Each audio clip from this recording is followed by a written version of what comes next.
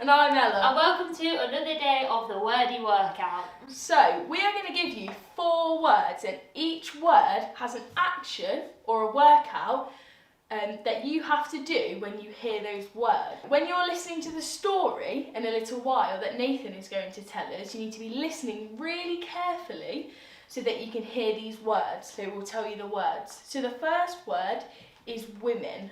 And when you hear that word, you have to stand up, spin around and sit back down. So you'll be sitting on your chair and you'll stand up, spin around and sit back down as fast as you can. But don't get too dizzy. The next word is angel. So when you hear the word angel, This is an exciting one. you have to run really quickly and touch the nearest door. Woo! So yeah, run and touch the nearest door in the room. Brilliant. Okay. And our third word is scared. So what do you do when you hear the word scared? So when you hear the word scared, you're going to bend down, touch your toes and jump as high as you can. Perfect. So do it all the time, touch your toes and jump as high as you can when you hear the word scared. Okay. And our last word is tomb. And when we hear the word tomb, what are we going to do? We're going to get down on the floor. This one's a bit more intense. And we're going to do 2 sit-ups. So 1, 2. So when you hear the word tomb, you're going to get down on the floor and do 2 sit-ups. Woo! We'll be fit after this. Just so we can definitely remember all the words, I'm going to test Annie really quickly. Oh no. And you can test yourselves at the same time if you'd like. Okay, so I'm going to say a word. Scared. Oh! Touch your toes, jump! Perfect. Women. Spin round, sit down. Brilliant. Angel. Run, And tomb. 2 sit-ups. Woo! 1, 2. Perfect. So make sure you're listening out really carefully so you can hear those words and do the actions as well. But don't worry if you forget, because me and Annie will be doing it with you.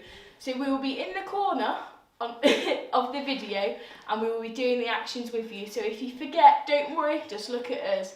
But to be honest, we sometimes forget as well. So, hopefully we'll be doing it right. Enjoy the story and I hope you get your wordy workouts fitted in. Something mysterious has happened. In a city called Jerusalem, a very bad man called Barabbas was sitting in prison awaiting his punishment, death. When all of a sudden, out of nowhere, he was told that he could go free. A man who'd done nothing wrong was going to take his place.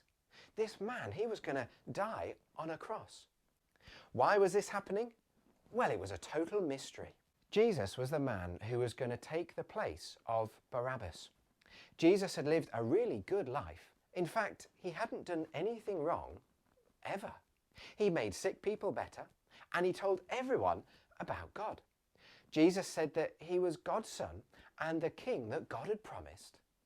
But you see, the important leaders, well, they didn't like this at all. They didn't want him to be their king. In fact, they wanted him killed. When Pilate, who was the Roman ruler, met Jesus, he knew that Jesus was innocent. He said to the leaders that he would set one prisoner free for them. Would you like Jesus to go free, he asked. No, they said. We want Barabbas. He was the man that had been in prison. Pilate was shocked. But what about Jesus, he asked. Kill him on a cross, they shouted. Because God made and loved everybody in the world, he had told us that we should love and obey him, or he would have to punish us. But we didn't listen. In fact, we've not loved God, and it makes him very sad. The punishment that God would give was, well, death. Now, this may sound very bad news and make you sad, but God made an amazing rescue plan. God sent Jesus to be our saviour and to die for us. Jesus was taking God's punishment that we deserved. The people who accept this could now be forgiven. You see, Jesus took the punishment for all the wrong things that we have done, ever thought or said. Jesus the rescuer offers to set us free, just like Barabbas the bad man was set free. And that was the mystery of the cross. A big swap. But this amazing story doesn't stop here. Jesus had promised that his friends that he wouldn't stay dead. He said that he would come back to life after 3 days. Would he really? Well, they had to wait and see. It was early on Sunday morning, and a small group of women had crept through the garden. They'd come to visit Jesus' grave. They were very scared. They carried with them sweet-smelling spices. They were going to put them on the body of Jesus, but there were two big problems. How are we going to get in, they asked. The grave will be closed with a huge, heavy stone, said one of the women. How will we move it, said another. The women were also worried about those scary Roman soldiers guarding the tomb. Maybe the soldiers wouldn't even let them take care of Jesus' body. Well, Jesus had said that God would bring him back to life again. And this is why the Roman soldiers were at the tomb. They wanted to make sure that nobody stole Jesus to try and trick people into thinking that he was still alive. When the women got to the tomb, something mysterious happened. The earth shook and an angel just rolled the stone away. The soldiers were so scared that, well, they all fell over. And the women were scared too. Angels are God's messengers, and they shine so brightly and they just look awesome.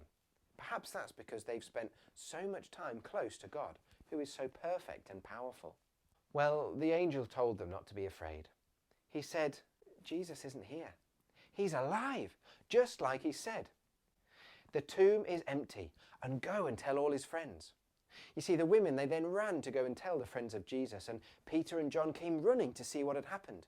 John was a faster runner than Peter, and he got there first. John stopped when he got to the tomb, and he peeped inside, but Peter ran straight past him and went on inside the tomb.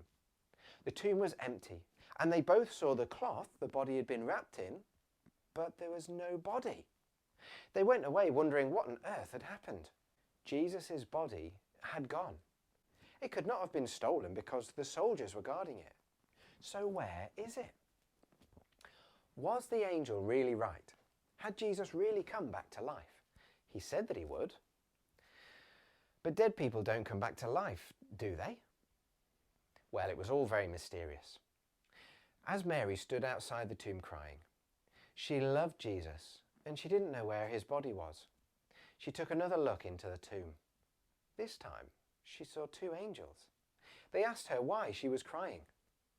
I don't know where they've taken my Lord's body, she said. Then she turned around. There was a man behind her. Why are you crying, he asked. Who are you looking for? Have you moved the body, she asked. Mary, said the man. Wow, it was Jesus. Mary was so surprised and so happy.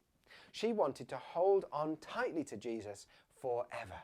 You see, the body hadn't been stolen. The body hadn't disappeared. The mystery was solved. Jesus, he was alive.